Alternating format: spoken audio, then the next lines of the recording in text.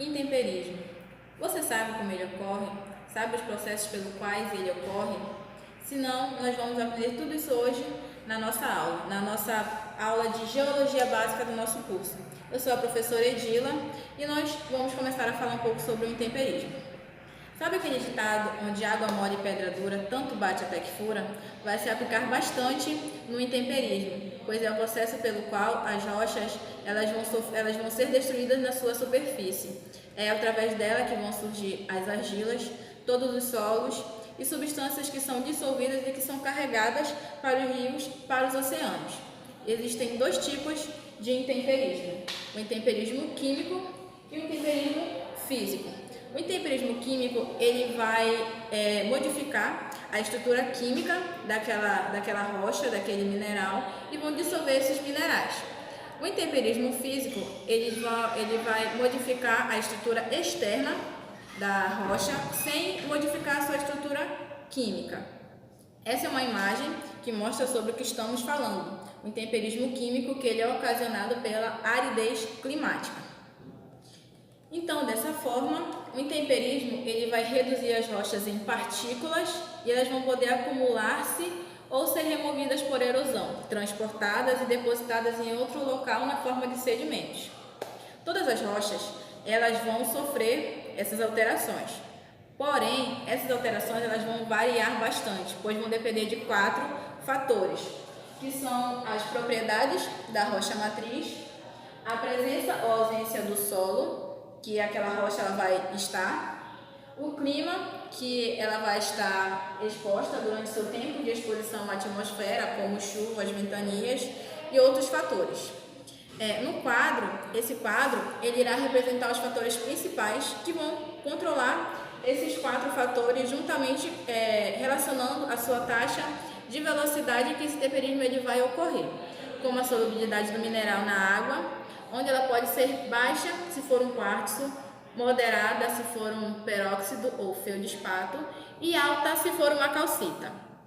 Os minerais e a estrutura cristalina das rochas, elas vão afetar o intemperismo porque os minerais eles vão se alterar em taxas diferentes e a estrutura cristalina das rochas ela vai influenciar a sua suscetibilidade de fraturar-se e finalmente fragmentar-se. Inscrições em lápides são um exemplo bem válido e que fácil de lembrar, pois elas oferecem uma boa evidência da variação das taxas em que essas rochas elas vão se alterar. As letras recém-esculpidas em uma lápide elas vão se apresentar bem nítidas em relação à superfície de sua inscrição. Porém, com o passar dos anos, em climas de chuvas moderadas, a superfície polida da lápide de calcário estará fosca e as letras estarão ilegíveis. Um exemplo bem válido que podemos relacionar, não que isso ocorra, é um sabonete quando a gente compra. Quando ele está novo, aparece bem no sabonete o nome da marca em que você comprou. Com o passar do tempo que você vai usando o sabonete, o nome que está escrito lá ele vai desaparecer. É quase a mesma coisa que acontece com o intemperismo, somente com as rochas. Essa imagem de 2 lápides sepulcrais do início do século XIX em Massachusetts, nos Estados Unidos, mostra os resultados do intemperismo químico. A rocha direita é um calcário e está tão alterada que as suas inscrições ficaram ilegíveis. A rocha esquerda é uma rocha diferente, é ardósia, a qual mantém a legibilidade de suas inscrições sob as mesmas condições de outras lápides, ou seja, são 2 rochas diferentes, são rochas que conseguiram, que mantiveram-se através de fatores dos mesmos fatores como chuvas, porém, pela sua composição química da rocha, sofreram intemperismos em taxas diferentes. As chuvas e a temperatura elas vão afetar as taxas de intemperismo, tanto físico como químico. O clima, sobretudo, as temperaturas e o volume da chuva vão afetar onde a rocha matriz vai estar localizada. Quanto maior o tempo de alteração de uma rocha, maior vai ser sua composição química, mais forte a sua dissolução e mais intensa a sua desagregação física. No intemperismo químico, vamos situar mais ele. As rochas elas irão se alterar quimicamente, como eu falei, quando seus constituintes minerais eles vão reagir como o ar ou a água, e vai haver a dissolução desses minerais. Dentro do intemperismo químico, a água ela tem um papel muito importante quando ela vai agir juntamente com o feldespato e outros silicatos. O dióxido de carbono vai atuar juntamente com o sistema de clima. O oxigênio também ele tem um papel fundamental se associado aos silicatos de ferro e aos dióxidos de ferro.